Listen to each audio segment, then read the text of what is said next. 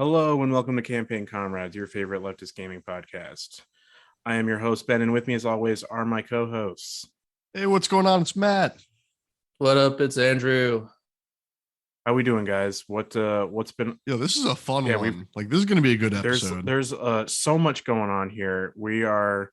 I want to say off the bat though, just a little bit of housekeeping. You'll probably have noticed that our release schedule has adjusted a little bit.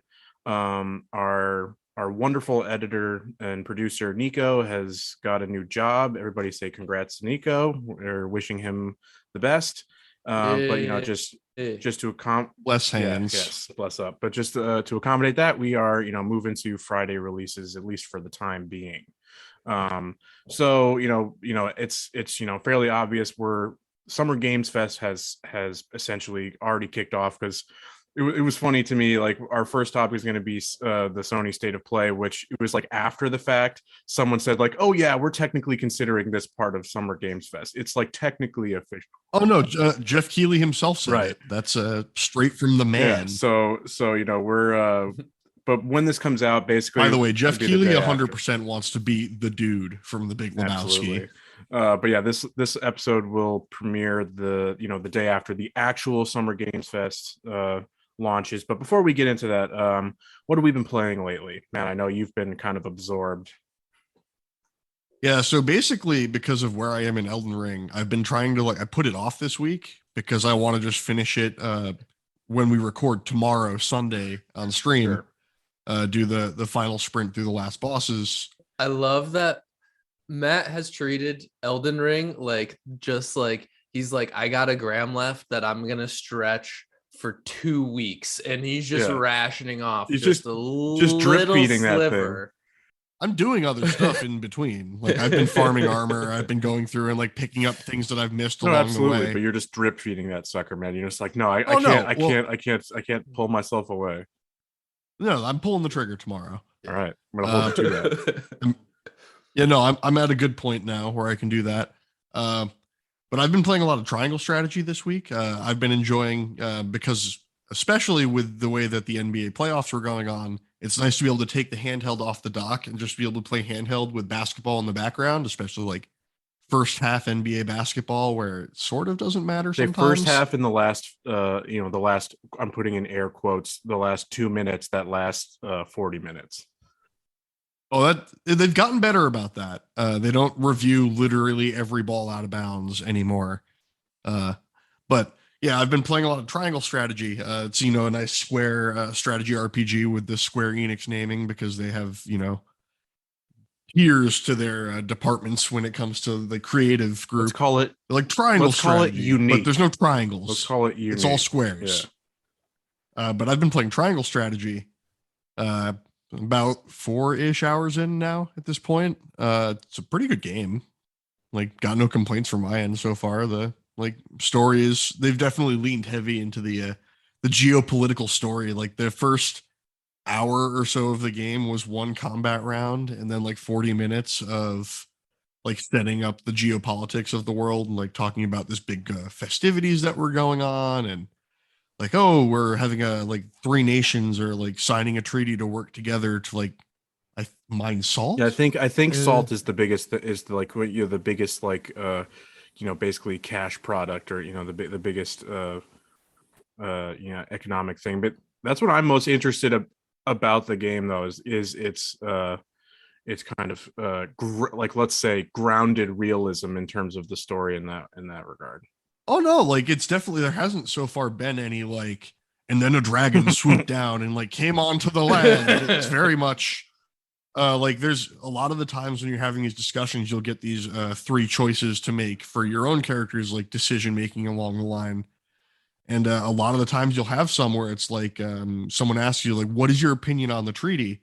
And one of the choices is I don't trust the intentions of the 3 nations. I think people are going to be using this for different reasons, and to remain cautious. And it very much clashes with that idea of unabashed positivity that some of the other responses are, where it's I think this is going to be the first step towards world peace. It's like, I've played a JRPG before. I know that this treaty isn't going to last more than 2 chapters. Like, come on. Let's be real here. But yeah, so that's interesting. It's one that's on my list. I actually got my copy. Actually just came the other day. I'm still working through my own strategy JRPG with Fire Emblem. But that's going to be Chef's down kiss. the road for me. But yeah, it's an interesting bit with I don't know if you saw from Square, they put out this bit recently talking about in reference to triangle strategy, like that the HD 2D style is surprisingly expensive to make and is like I would believe that. challenging. Like, if you look at the visuals, it's very very dense when you're playing these games, even at a lower resolution on the Switch. Like, I've played both Octopath and Triangle Strategy on the Switch. And it's like, I really like the art direction. Like, I can definitely see why they say it takes time and it's like intensive. I really hope like they released those pixel remasters of Final Fantasy 1 through 6. Uh-huh. And there was like a little bit of me hoping that when they got to like Final Fantasy 5 and 6, they'd adapt it to the more Octopath style. I thought that would have been really cool, but maybe they're saving that for like a special like remastering or remaking. Because they've got a lot of things in the rumor mill as far as like games down the pipeline that are potentially being looked at. They're definitely in the Final Fantasy deserves more spin-offs and like relooks mode. Speaking of Final Fantasy, why don't we just jump right into it? The real headliner More spin-offs from Sony State of Play. The real big ticket item was the trailer with some good gameplay looks at it for Final Fantasy 16 slated for summer 2023. So there's some really cool stuff about Final Fantasy 16. Most of this development team are new to Final Fantasy. They've come from other studios. So like what you're saying, like you saw the combat there. The combat director for Final Fantasy 16 is a former Capcom developer, with notably working on stuff like Devil May Cry 5. Yeah, I saw a lot of comparisons. I did see a bunch of comparisons that it's going to be. There's going to be some, which gives that kind of like combo. bombastic, larger than life melee combat. That actually works. Devil May Cry 5 has some really good combat. Like, that's a really fun game. That came out like 4 or 5 years ago now. But this development team for Final Fantasy is not the typical. It's not your Nomuras. It's not your blanking on some of the major names from the development teams of the past, but they're bringing in a lot of fresh blood and trying to give it a new approach, which I think is very obvious to a lot of fans of the series. And it's like brought a lot of attention from people outside of the fandom towards the game. Cause like the combat is very different. Definitely looks like they've taken it. For the first thing I saw when I saw it was, it looks like they took that partnership with Team Ninja real seriously. And like, from Strangers of Paradise, it looks like they took some of that hack and slash style from like the Neo series. Sure. I thought the combat looked interesting. I know you as our resident, Final Fantasy head, obviously I'm super obviously excited. You've got plenty of thoughts, and you're excited for it, and figured as much. But I'm my one thing intrigued. I'll say is this has potential to be my game of the year next year, and I know that I'm saying that with Breath of the Wild 2 as a release. Like, I think this game looks like it could be incredible. Yeah, Andrew, what was your thought from the trailer? I find your comment about the like bombastic action to be interesting, because I kind of already associate that with Final Fantasy.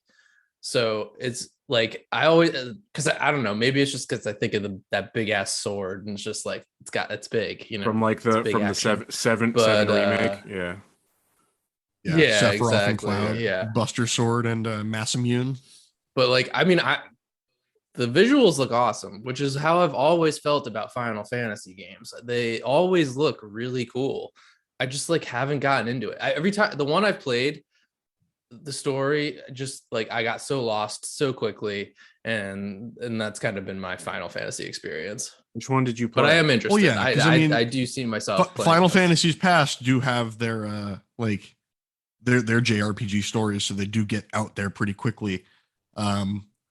like Final Fantasy VII starts as like you're a part of, and I'm putting air quotes here for our listeners, eco terrorists, because you're trying to stop the power companies from drilling the Earth's resources and killing the planet. Yeah, don't we love if being concerned about the environment, being equated to terrorism? Love it. Yes. Yeah, right. But it starts out with that as like the core idea, and by the end of the game, you're fighting the reincarnation of a god creature that can throw like comets at the planet. That's awesome. Yeah, so we're not saying that eco-terrorism is praxis, but we're also not saying it's not. Particularly in the game in Minecraft. In the game, yeah, taking out an oil rig in Minecraft is potentially a good thing, maybe based in the game. But no, I totally agree with Andrew. It's like their visual aesthetic is absolutely one of their strengths. It's one thing, like I will say about, I've grown a little bit more agreeable to say like a From Software aesthetic, where when Elden Ring was first coming out, it was always like, I'm always like, what the fuck am I looking at? It's like I can't tell what these creatures are. But as I've semi body horror style, like arms just coming out of everywhere. Exactly. But like as I've like, I haven't even played that game yet, but like just watching so much of you guys play it and watching others on Twitch, like you get to understand that aesthetic. But like something like Final Fantasy, it's like they've got like really cool and out there and really kind of remarkable and unique designs, but you always know what you're looking at. Dragon looks like a fucking dragon. You can Bahamut always larger than life. Yeah, absolutely. And so but like the creature design is definitely a strength for sure. So yesterday I was actually, after I was like watching the trailer again, I went in and was like looking more into the plot itself, about what's going on. Yeah, I wanted to ask about that. I mean, I'm interested in it. I mean, like it seems like there's some. This is supposed to be more of a back down to like semi-traditional fantasy story compared to past, where it really trails into the more sci-fi aspect. Sure. Like Final Fantasy 15 definitely has some like heavy inspiration from some sci-fi. But it does like have this. I mean, this is a pretty standard for epic fantasy type stuff. This kind of global or continent spanning geopolitical struggle that has all these different factions that are vying for power. That's always rife for some interesting storytelling. But I am really fascinated by it's like how the central aspect of these these characters that are like called the dominants, which we might as well call them avatars. They are avatars for these different godlike they're called the dominants. This is this game's iteration of the summons. These summons have been in many of the games before. And the summons are like they're calling them the icons or whatever, EIKON or something like that. Rama, Shiva, so that was my question, is who's your what you've seen so far, who's your favorite? I mean, the slight visual change they've done to Earfit is really cool. They've definitely made him more demonic and less human on the face from 15 to 16. Apparently there's going to be two of them. I'm always a big sim for Bahamut. Apparently there's going to be two Ifrits. There's going to be like I kind of missed that a little bit. I read some bit that that there's going to be two of them, but from the cover at least it looks like the two focused ones are going to be the Ifrit and Phoenix, who is like related to the main character. Phoenix seems to be new. I don't recall Phoenix aside from anything other than like a Phoenix Down, which is an item used to recover from unconscious. Like I say, I love me the big boy Titan, the dominant guy that's just like this big massive dude. And he's one of the first ones you encounter in Final Fantasy 15. I'm excited. I'm honestly excited. As I was like looking into the plot, I'm like, okay, I can actually see this. This makes sense. This isn't as like completely. I think they really wanted to get back to this idea of they want to open the series up to new people, because like Final Fantasy 15 sold 10 million copies, which is really good for a Final Fantasy game. But like when you look at it outside of the vacuum of the Final Fantasy world, you've got a lot of other games that have outsold it. Like games like Luigi's Mansion 3 has done better than Final Fantasy 15. And I know I'm comparing it to a Damn. Nintendo title. Nintendo its own beast. Like That's a lot. like we I'm don't shocked by the numbers you mess just put with up there for Nintendo Luigi. and their fandom. Yeah, no, like that's what I'm saying. But let's be real. general, people were buying that for Gooigi, not for Luigi. Oh yeah, no, absolutely. But like, I think Square is looking at Final Fantasy 16 as an opportunity to be like, this is our chance to like gain a new following of people on top of the existing fandom and kind of like really go for a big selling game. I think they could really, they'd really like Final Fantasy to get back to that point where people think about it when they think about the pinnacle JRPG. I mean, I think I'm going to buy it, and I do now own Stranger of Paradise, but and Yeah. that's in my queue. Well, the best thing but about Final Fantasy games is you generally don't need to play any of the other games to get them. They're very much independent stories. Sure. Occasionally you'll have like 10 and 10-2, which are direct sequels to each other. Or 13 has 13, 13-2, and Lightning Returns, a little trilogy. Yeah, that was always something I never quite understood getting into it, but I was like always intimidated. Like, fuck, do I need to play all of them to understand? No. I need to play all like 30. No, I like playing them all games. because I'm a sicko. How many are there? Do you know? It's got to be in the 20s at least, right? With all their spin-offs. So there will be 16 probably. mainline games. 10 has a sequel, so that's 17. 13 has 2 sequels, so that's 19. Strangers of Paradise, so that's 20. Then you have things like World of Final Fantasy Maxima, Final Fantasy NT, Dissidia NT, I should say. You could sort of count Kingdom Hearts as a Final Fantasy spin-off because Final Fantasy characters are in that. Like, I know which game I'd say it's probably more closely approaching 30. Jeez. Oh, which one was that? So yeah, Matt, I'll be interested to hear if you've played this. It was Final Fantasy Crisis Core on the PSP. It's like I think it's like a sequel to the Final Fantasy 4. Or a prequel to Final Fantasy. People are hoping that's going to be on the PS Classic. It was fun.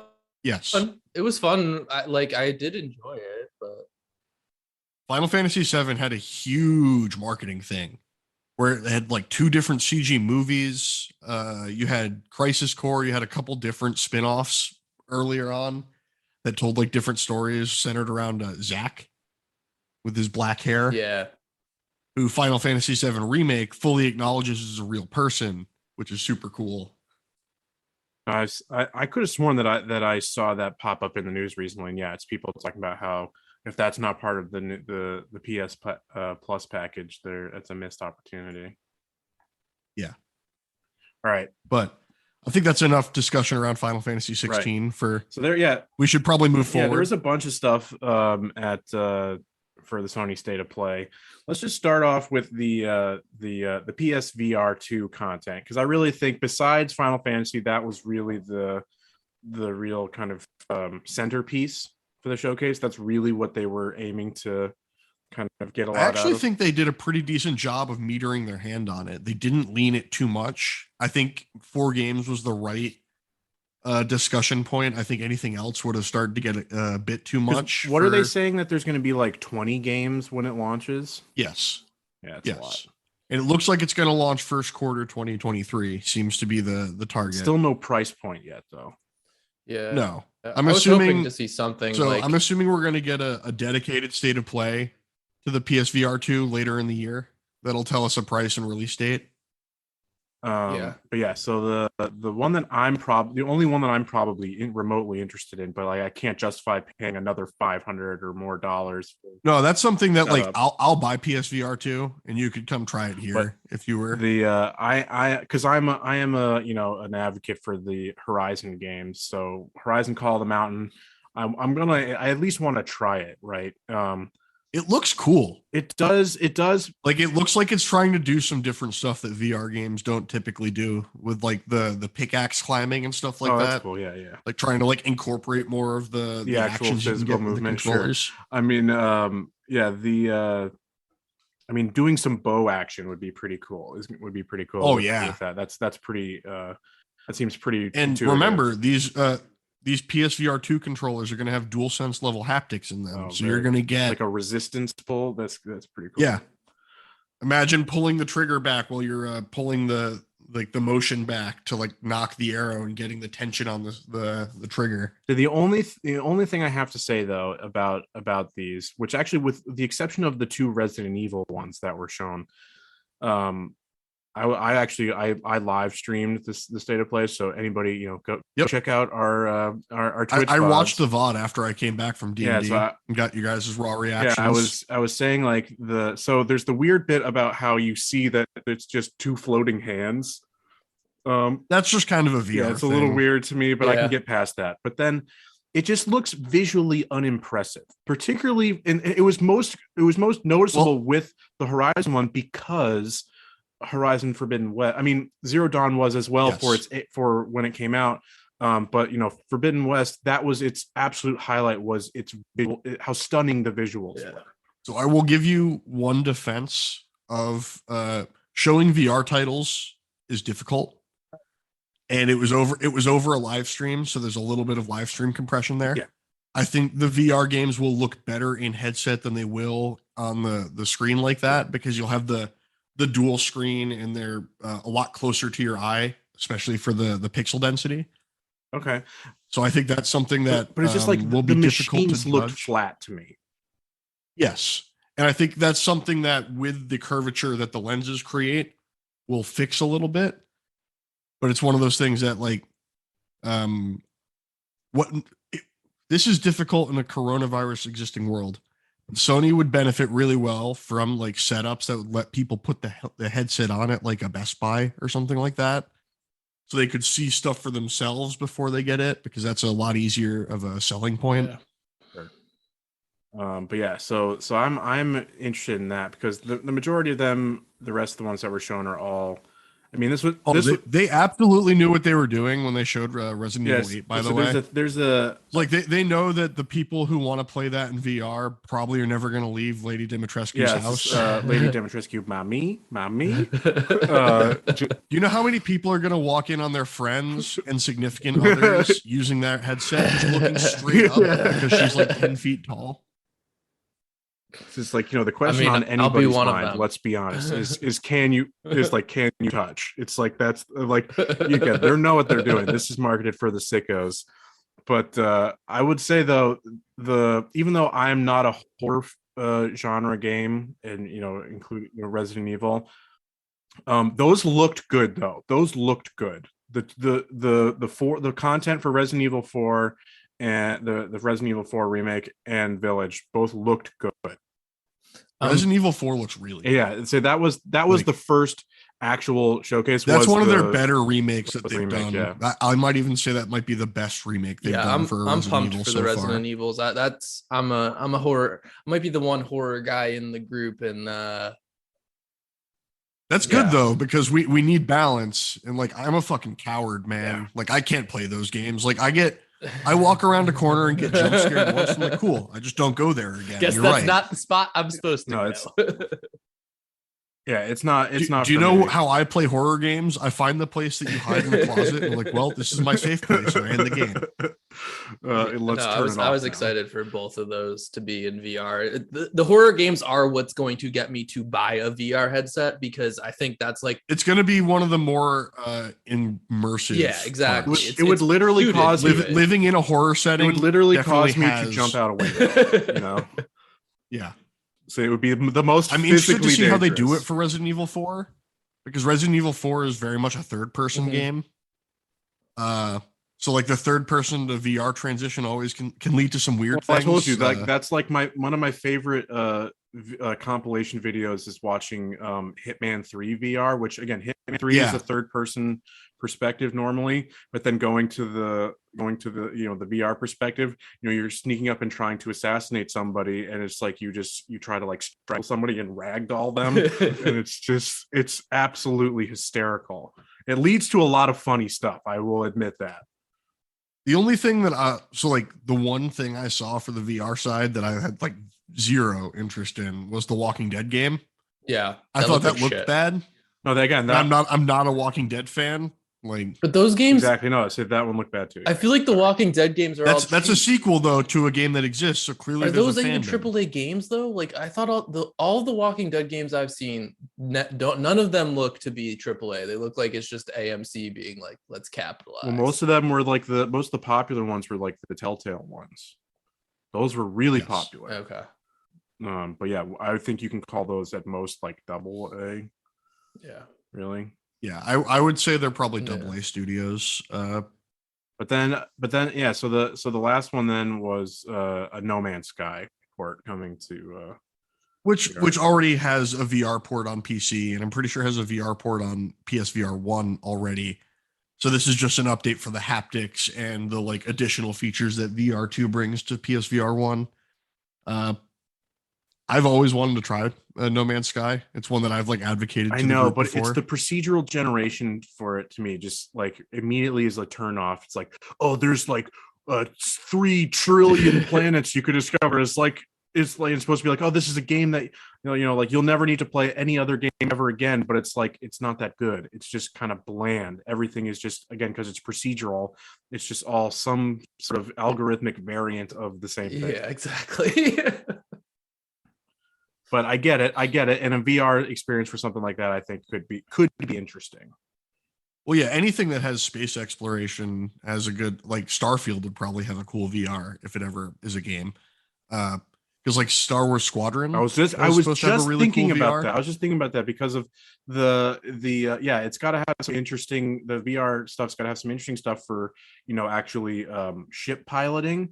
So yeah, my mind just went to Squadrons, which was an interesting. That's thing. one that I think I own that on PC. So if you guys come up here, I can set the VR up and you can fly around on. No, I'd like that because it was like interesting. I had it on PS4 and it was interesting. I played it for a little bit and whatever, but like I definitely think it could be, because the whole point it's supposed to be, it's like you've got the cockpit view and it's like supposed to be so immersive to that point. I think it fit well for VR. It running on a PS4 versus my computer is a huge difference. Yeah, it's not like it looked bad or anything. It looked in performed. Oh no, but well. I'm saying like you'll have a very smooth experience. Sure. Absolutely. Yeah, with your 3090, definitely.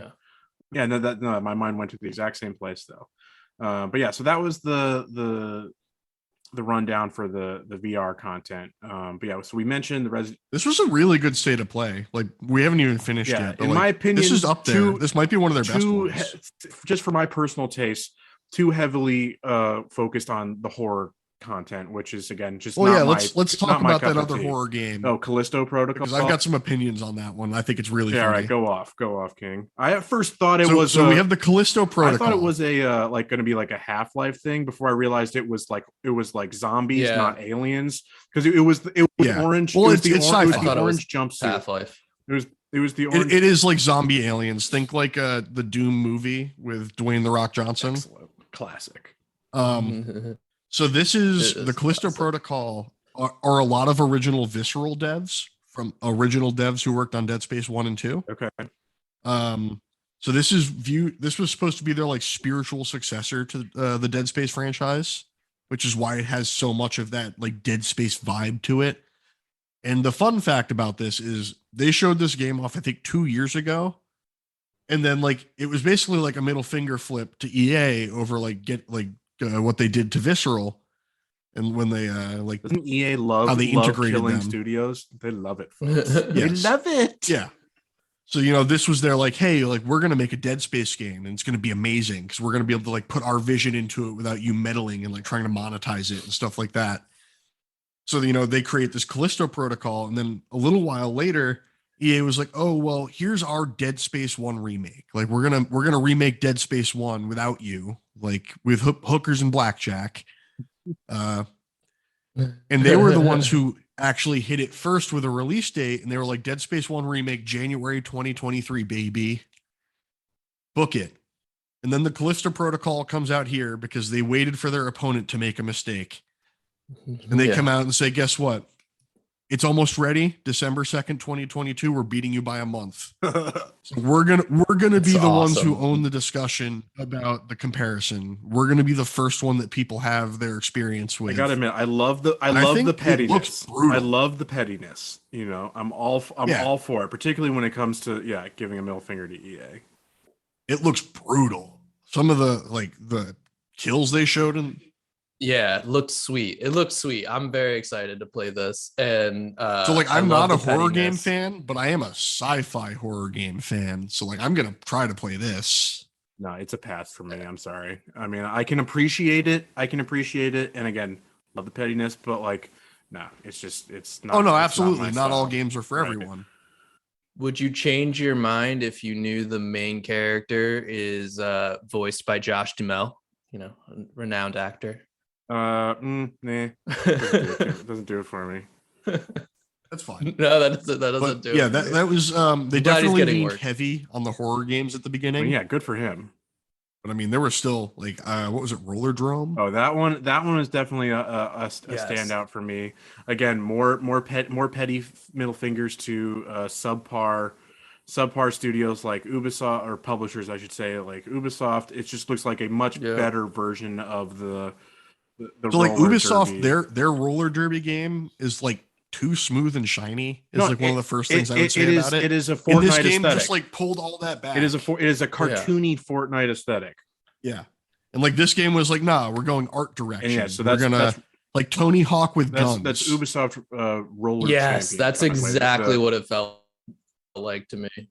Tony Hawk with guns. I know it's like when the Ubisoft one came out, Andrew like sent it to the chat, and it was like, really need to do a Keanu like a version, an adaptation of like the Keanu Reeves like Rollerball, or was it Rollerball or Murderball? Yeah, was it Rollerball? It's Rollerball. Yes, Rollerball. Yeah, I mean, Rollerball. yes, absolutely. Like, is Keanu even in that movie? No, it's not. It's a guy that looks like Keanu. What? What? He's not actually in Keanu? it. It's I can picture this. I know I've seen this guy in other stuff. Know what he looked like. But it's not Keanu. But it's Chris Klein. But anyways, I always thought it was Keanu. So it's like, you got your wish. You got your wish, dude. Because that's the thing. Yeah, it's like the Ubisoft one is it's not violent enough. It's it's very kid safe, which again, if you're going for they wanted their Fortnite. That's literally what they wanted. Fortnite has guns, like, come on. Yeah, but Fortnite has Thanos and dancing. Purple man do the floss. Yeah. But yeah, no, this looks cool. I like the art style. And again, I'm always supportive of committing to a unique art style. It may not be for everybody, but like I definitely looked at this state of play as this. There wasn't any game here aside from maybe Walking Dead, and even Walking Dead has its fans. I think every game here has a target audience who will be happy. Absolutely. Speaking of, it's like I paired this game being targeted by a game. Matt, what do you think about the Eternites, the JRPG dating sim one with the tentacle arm? Hey. First things first, when I watched it and I saw that, yes, I was immediately excited. Hey man, I gotta support. Yourself, man, and you're unabashed about it. So absolutely support. I mean, so one of the things that I've seen post the trailer is so I sent it later on, was that the developer, it's a smaller team, smaller developer. He's been working on it for a couple years. He's a Redditor, so obviously this game makes perfect sense. He was inspired by Persona, which I'm hoping be inspired by Persona means that when they say dating sim, that it's just like, oh, you can like take your party members out and like strengthen your bond with your party and like become a better group. I hope that's what they mean, and not like something like Dream Daddy dating sim, where you just walk around like taking out the Dream Daddies on dates. Play to improve team dynamics. But it looks like a pretty interesting little action RPG. You pointed out there's quick time combat. I bet you more than anything that's just like special attacks or something like that like you can do like a couple times like in combat, like build up a meter and like do a quick time combat thing for some big damage. Let's be real. It's not the worst thing in the world for it.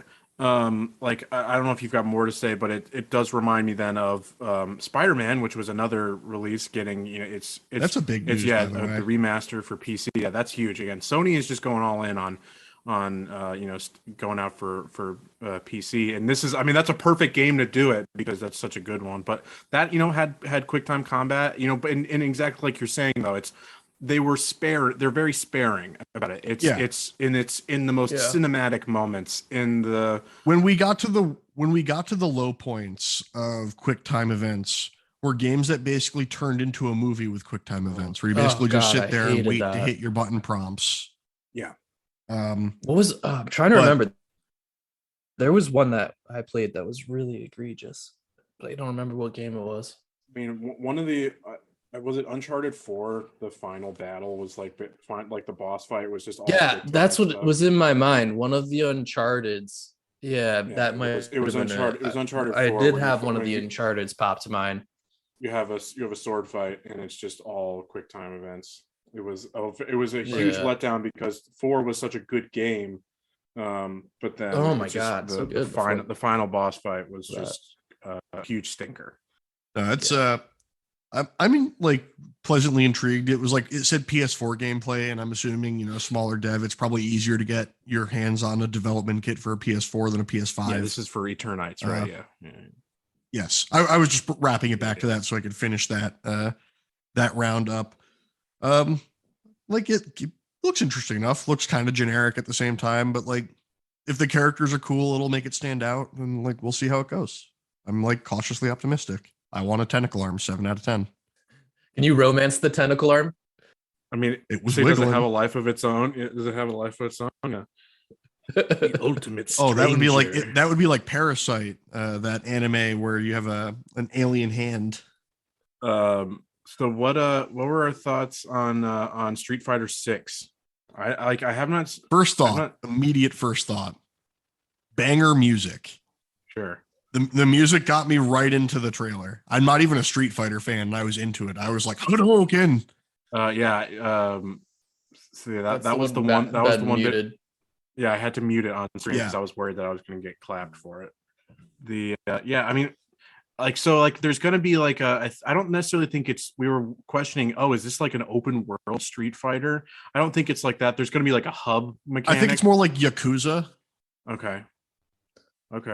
And there'll be like a hub area for like combat, like for multiplayer they showed, which kind of gave me some like Dragon Ball Xenoverse vibes. As we talked about on stream again, it was like I'm not a huge arcade fighter game player. I mean, I like them. I like them in arcades, in actual physical arcades, with the traditional arcade booth, because it's a great thing to do with friends, but yeah, it's one of those. My nostalgia falls more in the 3D fighters. Think like your Soul Calibur or your Tekken, where you can pivot around the arena more. Like those are the games I played growing up, and obviously I've played Smash Brothers, your party fighters.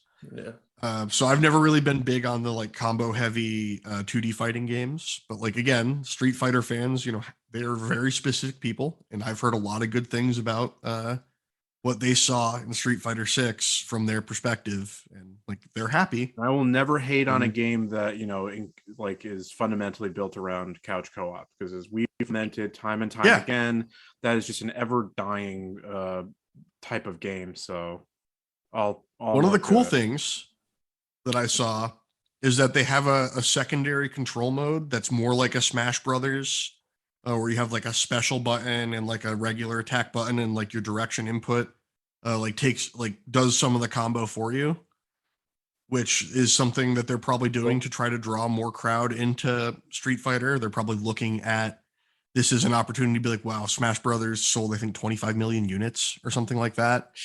Like we want to be a party fighter. We want to have that, like, people like come together and they play Street Fighter. We want to be that game. Like, want to bring in some new blood. I mean, I definitely like. I thought this looked awesome, but I agreed with both of you on where these games kind of have their purpose of being like just fun for couch co-op and not much else, in my opinion. As long as I have one of those types of games that I could play when I'm with my friends, I don't need more than that. I got Smash. I got MK. And like the character designs looked cool. Yeah, they look sweet. Like the character refreshes were fun. The visuals are cool.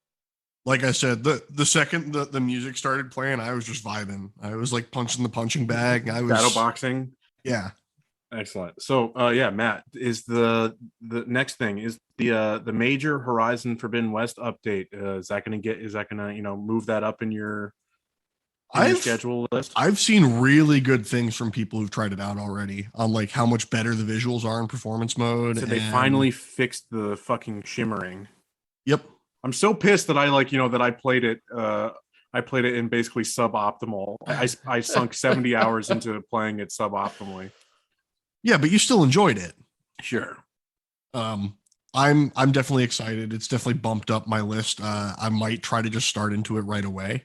I haven't decided yet. It's one of those, like, since you've already streamed it on channel, I'm not gonna stream that. That'll be when I stream Strangers of Paradise. I'll just keep that one for yourself. But I think I'm just gonna jump right to Forbidden West after Elden Ring and just try to get that in before Xenoblade Chronicles 3 at the end of next month. You'll absolutely be able to do so because it's a long open world game, but it's nowhere near the amount of time that you've put into Elden Ring. Yeah. And because I'll tell you again now, it's like you can ignore beyond the first area in the Daunt. I would say try to do as much as you can in that first area. Yeah. But then once you really get out into the actual West, ignore whatever side content it doesn't interest you. Yeah. It's not worth it. But no, that was a nice little treat they threw in there. Always a fan of the like substantial free updates. Do you think this free update came about because they got released during Elden Ring and were like, fuck, we gotta like do something to bring our name back up in a couple months? No. Unless you read into the fact that they've already done this before and say that they did that because they released at Breath of the Wild and they were doing the same thing for Breath of the Wild. They did this before already when they added New Game Plus and some other features to Horizon Zero Dawn. Got it. And they did the big free update was immediately followed months later by the big DLC. So I'm assuming you're going to get the same thing where in a couple months we're going to get a state of play around a DLC launch. And the unfortunate part is it's probably going to be same timing for a DLC. Man, can't catch a break. But yeah, I mean, honestly, I've never been one who does like New Game Plus kind of stuff. That's never been my jam. But they actually had an interesting thing in there where there's new weapons in New Game Plus. There's already so many fucking weapons, Yeah, but you don't get it, man. I gotta get them all. Well, at least the one bit about that I can appreciate is that playing it in New Game Plus, you don't have to focus on the bullshit of how many weapons. You can just go. How many upgrades? It's like you can actually. You've got your the loadout that you were used to, and you can you just upgrade those few, and you're good. And that's why my New Game Plus runs in Elden Ring aren't going to be very long because I'm just minimizing my runs to what I need. So I mean, I guess I see it, but like I'll definitely go back for the DLC. That's for sure. But I'm waiting on that. Just to round out the state of play, since I think we've talked about pretty much everything, except for seasons. We had the two indie games. Tunic coming to PS4 and PS5 at the end of September. Yep. That's exciting. I cannot. Always good to bring games to more people. I cannot, sing the praises of Tunic loud enough. I really enjoyed that game. Highly recommend. Yeah, that's one like I'm probably not going to wait for it to come to PS5. I'm just going to get it on PC and be fine. It's because I'm going to get a Steam Deck. It hasn't. It's not necessarily the most difficult game, but it's definitely not it's friendly little aesthetic. Is belies the fact covers up a deeper of some of the challenge with it, but like I know we want to talk about this in some future episodes, but like one thing is I loved the atmosphere and particularly that was provided by the score, by the music. Yeah, I mean, even the trailer they showed kind of encompasses that. You've got some really nice music in that trailer. I really enjoyed Tunic. Highly recommend. But then Season, A Letter to the Future. So my question is that a port or is that a new game? I don't know. Yeah, I'm not sure. All I can tell you is I don't even remember from my perspective. It's the one where it's a cell shaded world, riding on a bike, taking pictures. Very, very artistic, very like I bet you it won't be very long. Like it's definitely something. Again, it's might not be perfectly for me, but like I know my roommate's really excited about it. Like there are games that are like just targeting different people, and it's definitely got a cool aesthetic going for it. Cell shaded worlds are always beautiful. Yeah, it looks gorgeous. It absolutely looks gorgeous. That one did have cool. And I'm actually not normally a And Pet the fan of Cow. cell shading. I'm not honestly a huge fan of cell shading in a lot of content, but I thought this looked gorgeous. I think Breath of the Wild innovated the cell shading world for people in a way where, like, if you have a big flowing field of cell shaded grass, yeah, like ooh. But this looked very intentional, and just the world looked really good. And like obviously, if the gameplay is going to be a lot of things of like taking pictures and recording and doing that stuff, it's essentially a game about like photo mode. It's got to look good. It's got to look really good. So I think that's definitely an unqualified success there. So yeah, I'm just not sure in terms of the actual gameplay if it's something that could actually keep me interested. But we forgot about Stray. No, I was waiting for that one for the end. That's probably the one I'm most excited about. And what was to me the Matt, you explained it later on that it was a bit of confusion on my part. That like I was astounded that they announced that it's going to be a day one launch on the top 2 tiers of PS Plus. But yeah, because they had said no new first party studio. They had said no day and date. What they really mean by that is no day and date AAA games. Okay. Stray is definitely an indie developed game. It was originally a tech demo for UE4 with a walking cat. It's one of those it's the second highest selling game on Steam right now. $30. It's actually on sale for 20. I think it's 26. $4 off. I'm definitely really intrigued by this game. I really like the aesthetic of the cyberpunk world. I think exploring as a cat could be really cool. So much like movement and traversal opportunities from playing as a cat. Yes. Yeah. And you're wearing a backpack. Yeah, a cat with a got a little drone who talks for you.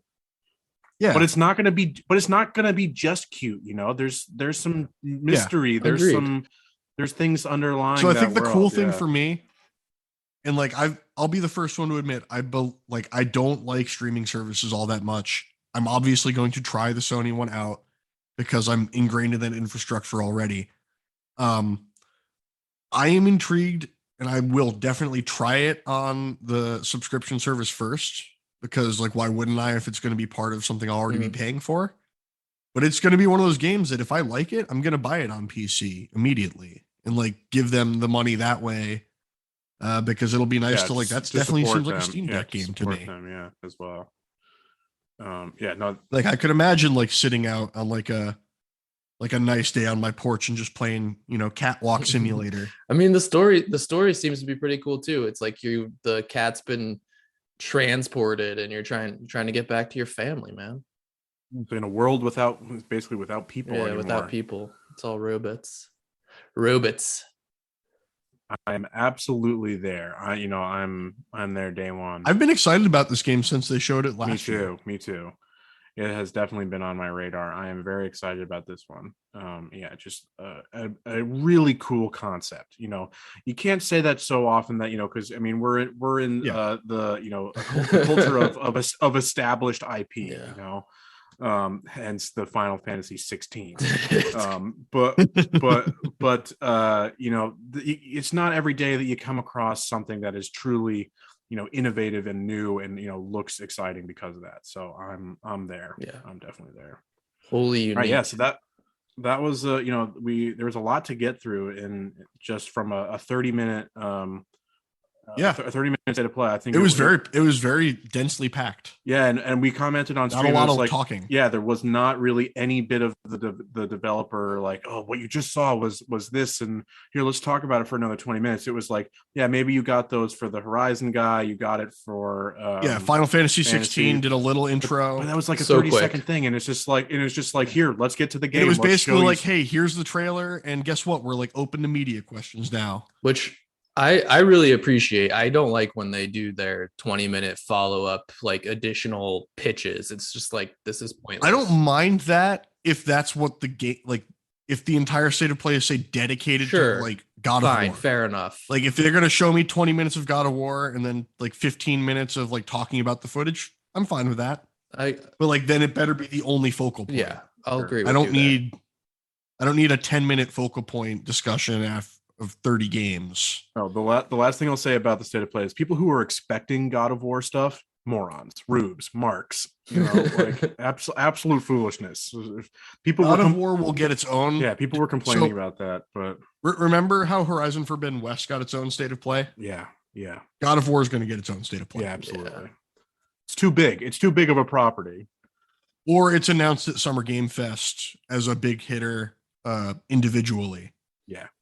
That could be it too. So speaking of Summer Games Fest, that is again, it truly the actual name branded Summer Games Fest kicks off Thursday the 9th, which will be the day after this episode here comes out. So we will of course be talking about that in our next episode, as well as everything else that will be ongoing, because again, this is what the next like month and a half is going to be like. Isn't that the day before this episode comes out? Did I say the day after? Yeah. I meant to say that the episode comes out the day after that Summer Games Fest comes out. So but yeah, so what we got now though is it's not a complete list, but it was we've got official confirmation of a bunch of official partners and presenters. I'm not going to go. A lot of people there. Yeah, I'm not going to go through and list them all. No Ubisoft. Yeah, I'm not going to do that. But that's one. Let's kick it off with there. It's definitely worth mentioning that Ubisoft has quote unquote quietly taken a step back and saying like, yeah, we will not be participating in this month long bit of every other major studio and publisher talking about their games, because we got fucking nothing. I said it in the group chat. I think Ubisoft is in a really bad place right now. Yeah, so I think they're a lot worse off than they're letting people know. Yeah, it's connecting that to the recent. It was a rumor for all of like 12 hours, but basically the internet went up in a storm. It started out as a rumor that Prince of Persia was shuttered completely.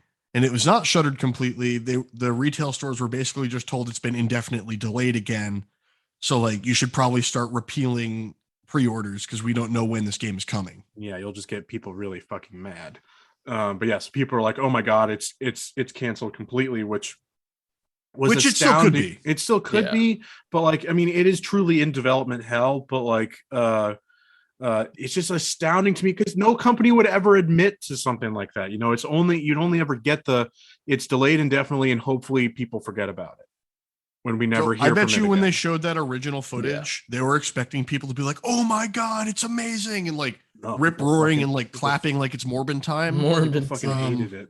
And when they didn't get that reception, they were like, "Oh no, we actually have to like work on this." And like, do what? Yeah, we can't just put out our every year copy and paste of the same fucking. We just went to the original game file, hit upres, said zoom and enhance, computer enhance.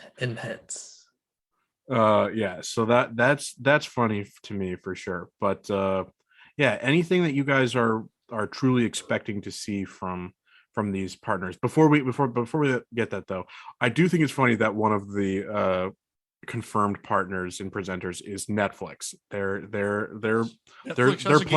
planting their flag, man. They're saying, yeah, we're doing games. It's gonna happen. Sure. Yeah. Okay. I think the one that I'm excited for, and this is just on like a hot literal aspect, is Devolver Digital. Yes, everything that Devolver's been putting out has looked fire to me. Well, not just that, but Devolver Digital, when they do their summer events, they usually make fun of the gaming sphere in a way. So like this year they're doing, they like did their whole setup and they're like, come check out the countdown, like really focusing on the countdown, making fun of EA did a presentation last year that was just like countdown after countdown to every game that they were delivering. And they're like hosted by Mecha Suda 5-1. So I'm interested to see if Suda 5-1 is showing up in a mech suit or if it means he's an android. But there's some people saying like expect a lot of jokes about NFTs in this presentation, a lot of jokes about developers like investing in blockchain. Nice. Shit on them. Yes, like the Devolver Digital likes to make fun of the gaming industry for the stupid things it does. Yeah, I am I'm looking forward to anything that they've been putting out. I've recently been playing Card Shark, Art Shark. which is again a great a really cool aesthetic game, and it's just I'm only like an hour or two in, but really enjoying it so far. But yeah, everything I've played from Devolver, published by Devolver over the past year or so has been, constant hits, in my opinion. Nothing, no misses. Like, literally don't miss. They never miss. Like I've been I don't like to sing the praises of any company, even a smaller indie one, but like they're doing good stuff over there. So I have before we shift topics, I have one prediction hot take that I'm going to throw out here. Oh. And I'm basing this off history and patterns. Because Nintendo hasn't announced anything yet. I think we're going to get a Nintendo Direct in a week or two. Yeah, I think I've seen something that they're not going to miss out. Yeah. Because we only know about games up to a certain release date this year for them, and it would be good for them to continue to add additional time frames to stuff. But if you look at history, they announced a trailer for Pokemon Sword and Shield separate, and then 2 weeks later did a Nintendo Direct.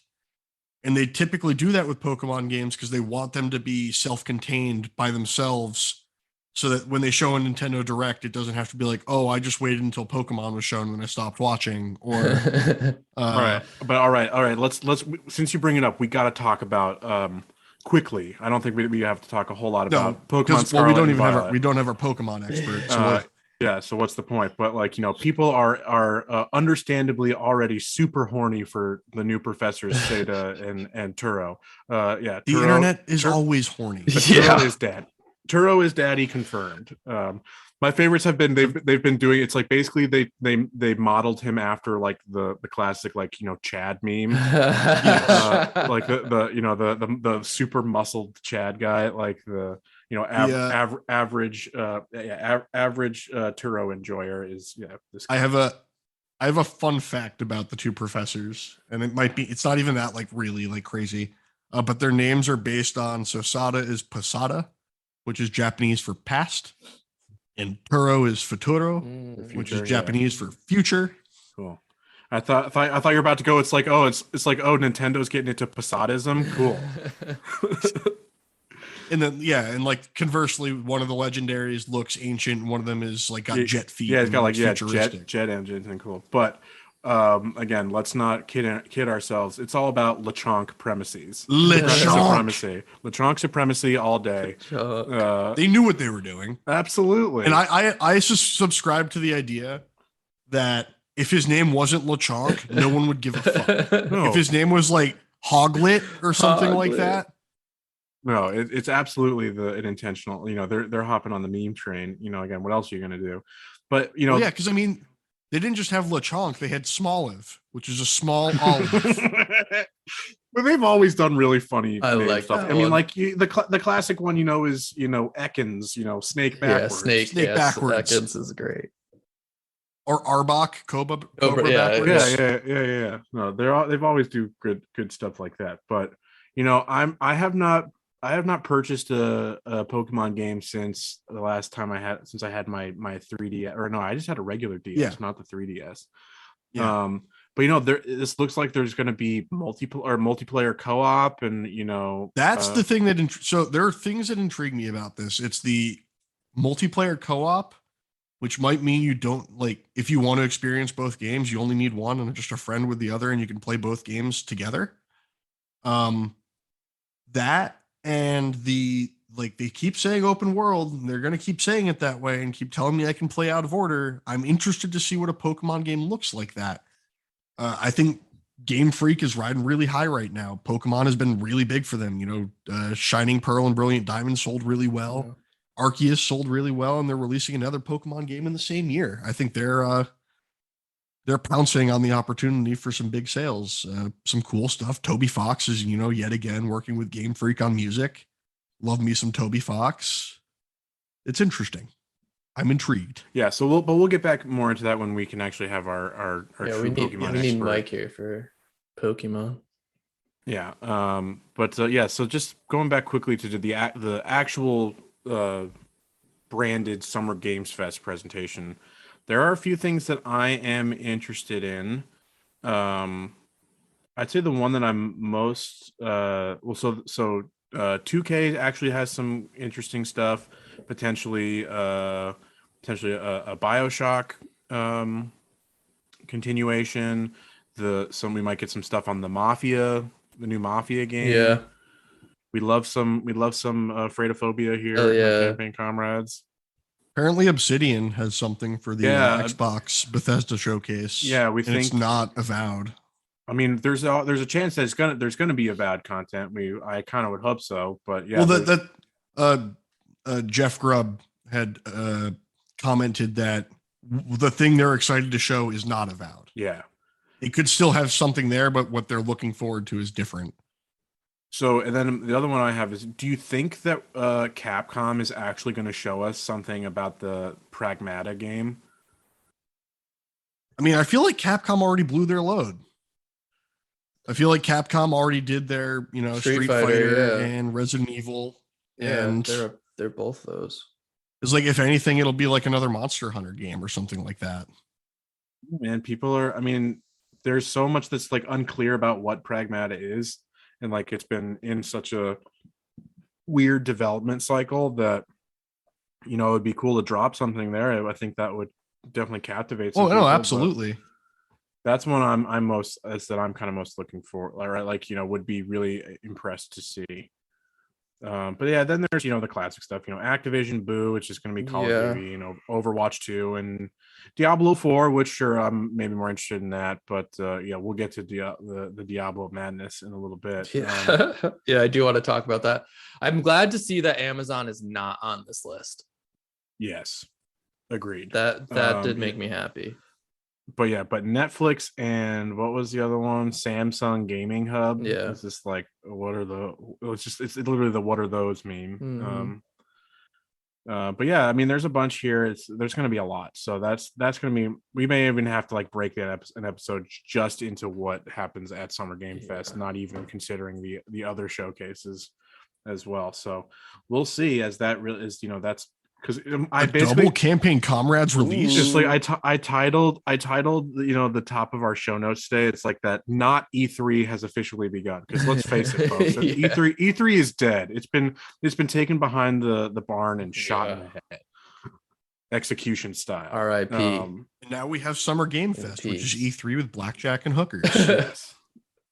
Okay, so this bit of news was, I'm super surprised that I somehow missed it, because I am pretty tied into the tabletop sphere and it's adjacent stuff. But Games Workshop and Warhammer had their own showcase as well. Their Warhammer Skulls showcase. But I just have here 40K frogs are eating good, man. Things are looking great in terms of 40K games. A lot of content. 40K is all on sale on Steam right now. I was looking all of them. I mean, so the one that I'm there's which one is the one that I'm I guess I don't have it here. They did have stuff for there's the turn-based strategy one. Which is it? Let me open my Steam wish list because I put it on. I do. That one's just an update. That one's been out for a little while.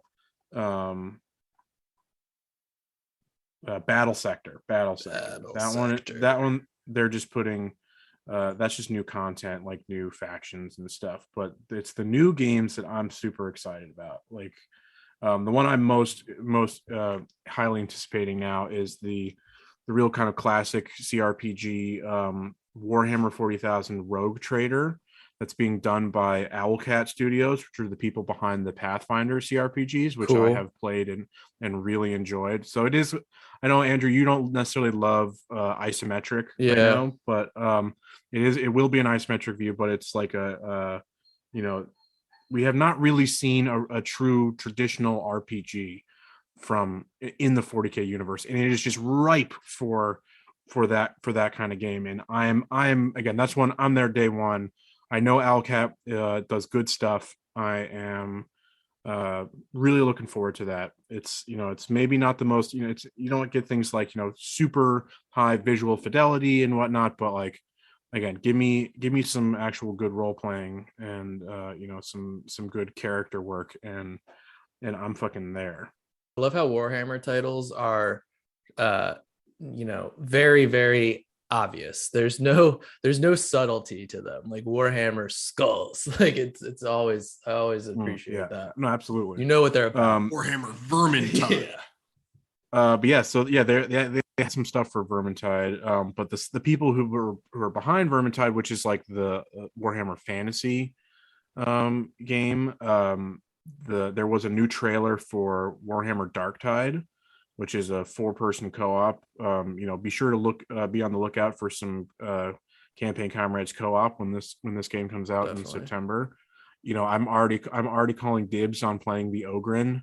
The big guy. Yeah. I'm already calling dibs on that, but that'll be fun for us when it comes out. Let's see. There's also, this is the one that I'm probably least impressed by, is the digital card game Warhammer 40k Warp Forge. It's essentially a Magic clone. It's a Magic or Yu-Gi-Oh clone. The Master Duel clone. It's yeah, maybe I'll check it out if it's cheap or free. I'll check it out, but yeah, not too interested in that one. But then, so this one is probably the coolest in terms of what they're going for. The retro first person shooter Warhammer Bolt Gun, heavily inspired by classic Doom, using pixel art and its fair share of that lovely ultra violence. But they even, like, in the marketing material, it's like the poster, it's like in like a kind of a cool font scrawl. It's Warhammer Bolt Gun, but it's on a floppy disk. Amazing. It's like shown on a floppy disk. So, and I've actually All I want is Norwegian death metal while I'm playing. Yes, absolutely. But I've been playing a little bit more of classic Doom, which obviously still holds up, still is super fun to play. So I'm interested in that one. I'll check it out. They've got a 2D action platformer that's got to be something. It's got to be orc related, coming out in October. It's Shooters Blood and Teeth. Cool. That's got to be orc related. Definitely. So anything orc related, I'm there. I love 40k orcs. And then in terms of actual gameplay stuff, they showed a new look at Blood Bowl 3 with some new factions. That game is, back in beta, unclear about when that's eventually going to be coming out, but that's another, I've been trying to get into Blood Bowl, the actual tabletop game. So this, can at least, be, so it's because it is really truly, it's just a digital version of the tabletop game. Okay. It's not like an adaptation. It's really just moving the same thing to tabletop. So, or to digital. So I'm looking forward to that. And then we didn't really get much new. Like, someone broke down the trailer, and it was like, maybe you got 20 seconds of actual new footage, but it was mostly behind the scenes look at Space Marine 2. I am highly anticipating this one. I played, I got the anniversary edition and played the original one recently. Because it was. I just bought the anniversary edition. Yeah, it was also on sale on Steam at time of recording. Yeah, it was basically before my time, really, when it first came out. At least when my parents would have allowed me to, if they would not have allowed me to play it at that time. But I am super excited for the sequel. I'm putting it here now. You the audience at home are gonna hold me to it.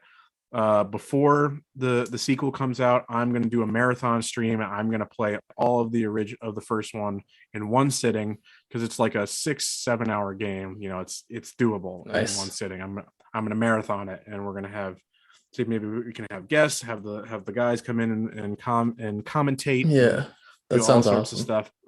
But that's the plan there. But I'm like I said, 40k frogs, we're eating good, folks. Are you fighting the Nids in Space Marine?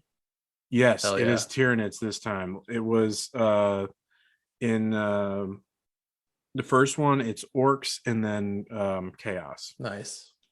but yeah, this is Tyranids are the you're fighting the swarm, man. The fighting the hive mind. Andrew's gonna throw the game intentionally. Yeah. Biased, Let me play as the Nids. He's biased here, folks.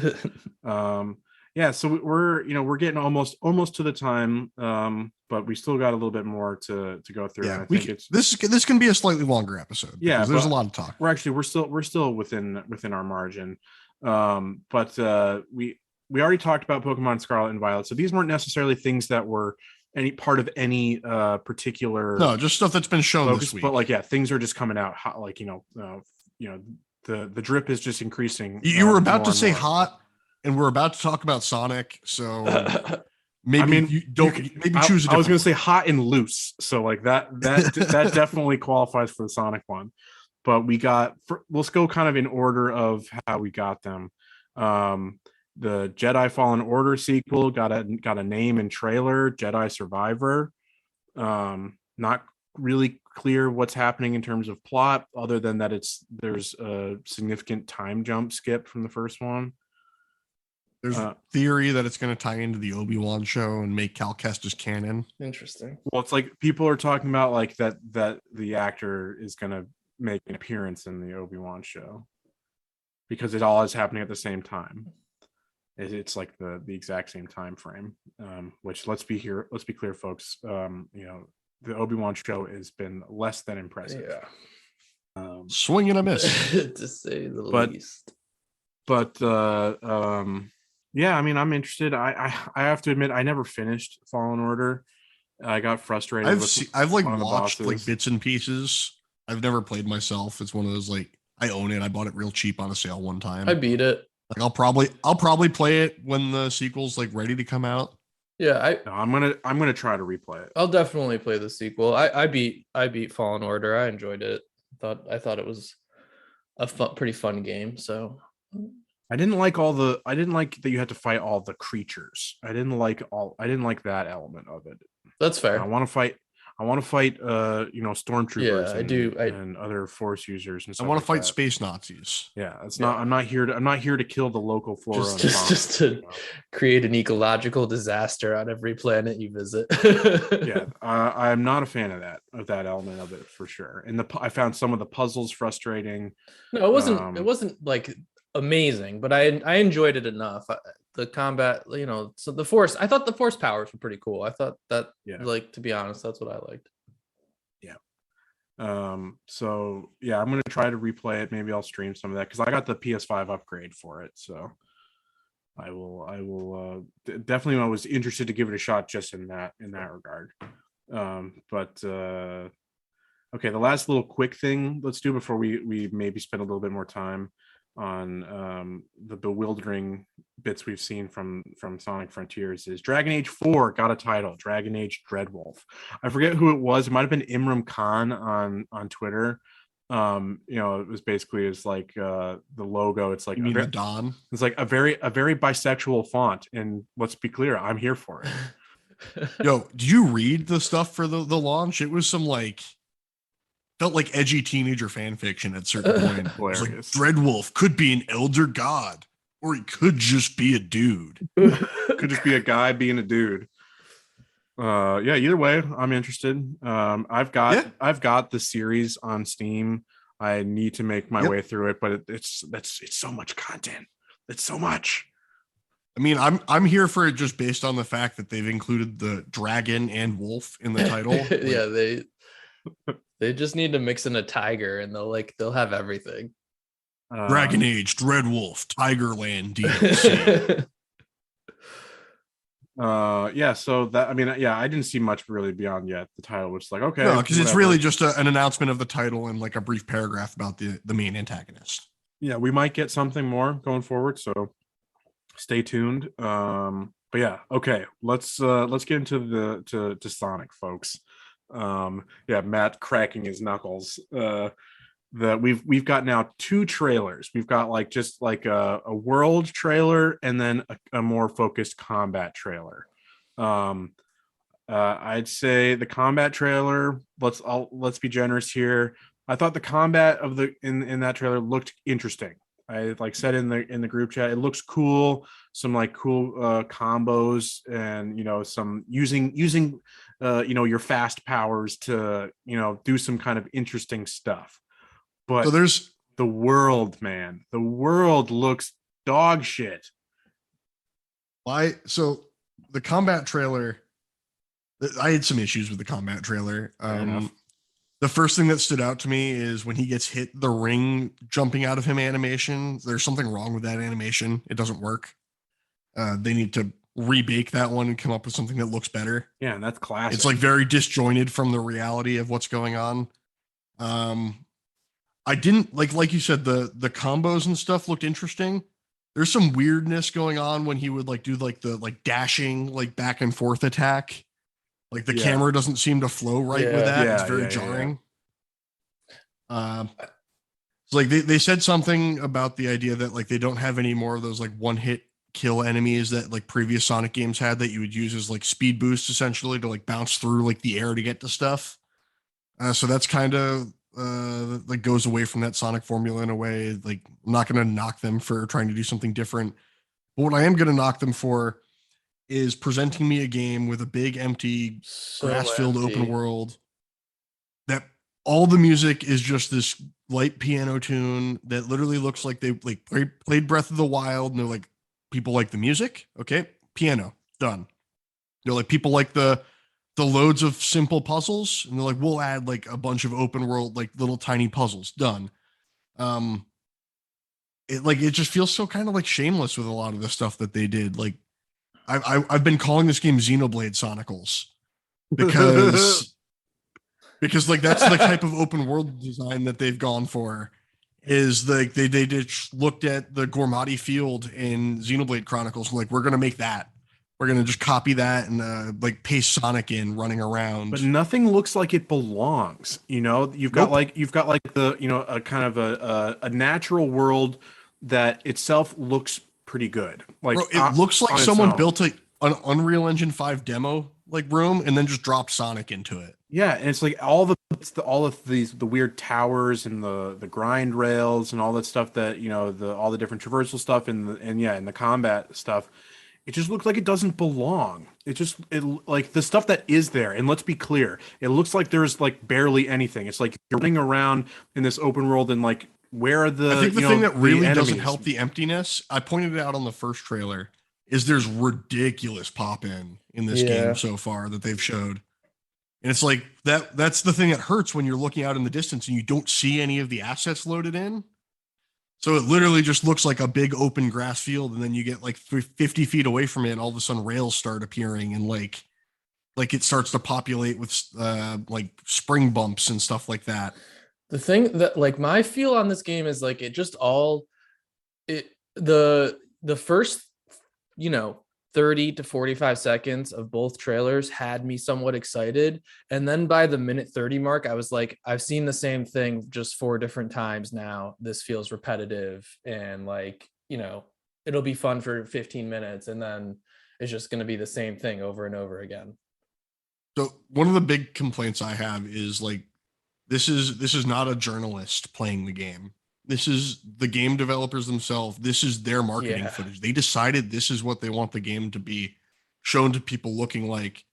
And it looked like the guy playing the game was fighting the controls a lot. Yeah. There was a lot of like misinputs and like stuff like that. So many. Like when he was trying to run up the big creature's leg and kept messing up. Like it looked like he was really fighting the controls. I was like maybe giving it a little bit of the benefit of the doubt. It's like, oh, it's showing that it's not super easy, that there's challenge to it, that like, it's like, no, it looks like he's just fucking up. Yeah. It just looked like, No, I definitely had some times where I was like, this person is struggling to play the game, their own game.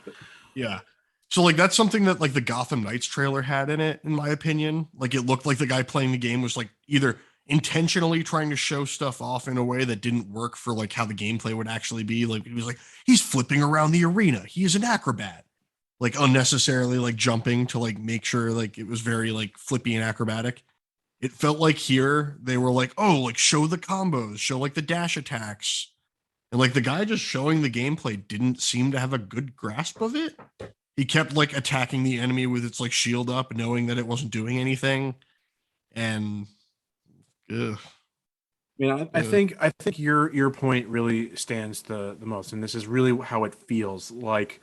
That yeah, this was just like a blank world that is being like with all these random, truly random assets that have just been dropped in just for the developers can test out the physics. This looks like a this looks like a test platform. This does not look like a finished or polished product in any way, and it just looks absolutely not really, really fucking weird. I just can't believe, like, again, how blatantly they've just copied Breath of the Wild with the music and some of like the mechanics for the puzzles and like the art style. They're just asking for the comparisons to be made, and it's like this was something I was saying. It's like Breath of the Wild has these kind of neo-futuristic elements to it as well, like a fantasy sci-fi. Yeah, because it's like 1,000 years in the future of any other Zelda game. But it has an overall unifying aesthetic. Everything that's there looks like it belongs. It looks like a cohesive world. It makes sense. You don't like an ancient stone pillar with like ancient alien glyphs on it sticking out, just surrounded by Sonic rings and spring platforms? But it's like say in Breath of the Wild, you have like what you just kind of said. You had a tower with alien glyphs, but like the tower was made of a stone that looked like it was a natural part of the world. Not just like, oh, it's just this random weird metal construction in the middle of a otherwise completely just natural setting. Yeah, so I've been calling the game Xenoblade Sonicles, and the full title is actually Xenoblade Sonicles of the Colossus Wild. Yeah, there you because go. they're just like blatantly stealing Shadow of the Colossus, Breath of the Wild, and Xenoblade. That's exactly what it is. Yeesh. All right, so we've been shitting on this for. That's going to be the title of the show, by the way, Xenoblade Sonicles. Yeah, we're actually going to stick with it this time because that one's good. That one's really good. So the last thing we'll say, and I don't know anything about it because I have not played. I'm not going to play any of it. I want to talk about this a minute. Diablo Immortals released on mobile and, the PC beta. It is absolutely filled with microtransactions. And the one that stuck out to me is some weird facial recognition software that's involved as well. But Matt, you sent us before we recorded, and I didn't have enough time to watch it. But you sent us this a YouTube video. What was it saying? What's the deal? The basic gist was that if you don't log in a certain time frame, your purchases disappear. Oh my god! What? You're kidding me? Criminal, straight to jail. How is that not stealing? Well, that's though. Like, actually, there are legitimately a lot. What's it like? The Netherlands banned this game. Yes. No, so it's banned. It's banned in Belgium and the Netherlands because it violates loot box and in-game gambling laws. So here's the thing. So there's been a lot of articles that like have been like, this game has a lot of shit that wants you to. It's not that bad. It's not that bad. You could still play it without having to spend. They're money. Like it's not free to play almost. Or sorry, it's not pay to win almost. Yeah. So now today a new article on Forbes I saw this morning as I was getting prepared. It is pay to win. Totally pay to win. It talks about the end game. Ready for this? In the end game, this is amazing. In the end game, you need these 5 out of 5 star shields or crests or whatever, these legendary crests. That's what they are, 5-star gems. The drop rate on those 0.05%. 0.05%. And it makes me feel so bad. Wait, it gets better. Then they do give you a pity system. So every 50 of these legendary crests, you are guaranteed one of those 5 out of 5 stars. They're selling bundles for $100 of 45 crests, so you can't even guarantee one of them in $100 bot. Oh my god! Oh, dude, straight to jail. Blizzard needs to shutter immediately. I was gonna say, as someone who's farmed something with that low of a drop rate in a game that didn't have microtransactions for it, that Xenoblade Chronicles 2, and it's like a 100% optional thing that I'm just a pain pig for and did anyway. Yes. That 0.05% drop rate does not mean that if you go 200 times, you'll get it eventually. Yeah. That means every single time you go for one, you have a 96 or a 99.5% chance not getting it. And And like that's the thing that a lot of people don't get with percentages sometimes. It's not like, oh, if I just buy 200, it'll be good. It's like, no, friend. That's not how probability works. I'm pretty sure my Xenoblade Chronicles 2 output ended up being like 700 something core crystals that I went through before I got Cosmot. Wow. Oh boy. But yeah, so just truly criminal. And this is the only way you can actually get, like, you can only do the complete end game stuff by getting these 5 out of 5 starred gems. So like it truly is pay to win. And even then you like someone not guaranteed. Someone apparently did some math. This is based on the article. I didn't check the math, but it was like essentially $50,000 you could potentially spend on these crests and still not actually have a full like complete build where you have everything maxed out. That's like crazy. People who like the executives who ordered these things and the developers who make them should feel ashamed. And I'm not one to usually I never want to criticize workers, but it's like at that point you have like a moral obligation to say fuck you. Yeah. That's just absolutely disgusting. Yeah, it really is. Yeah, here we go. Final build. I can't at 40 to 100 grand of gem hunting currency to max everything out. You could do it if you had terrible luck. And they want that. They want someone to spend that much money. I just can't believe how much I can because it's Blizzard and I am now separated from the fact that Blizzard is not the gaming company that they used to be and all of that jazz. I just can't believe that with all of the backlash that this game has received, since the original debut of what you guys don't have phones. I can't believe they've just continuously stumbled and bumbled and just pushed this bullshit out. God. It's so bad. They really anyone who's excited for Diablo 4 needs to really think about this. They're not even gonna get it. This is what they're doing to their Diablo name. Yeah. What was a very respected game at one point is now just a scam. It's just a scam. It's now just a pit for monetization. Yeah, just a monetization scam. On your phone.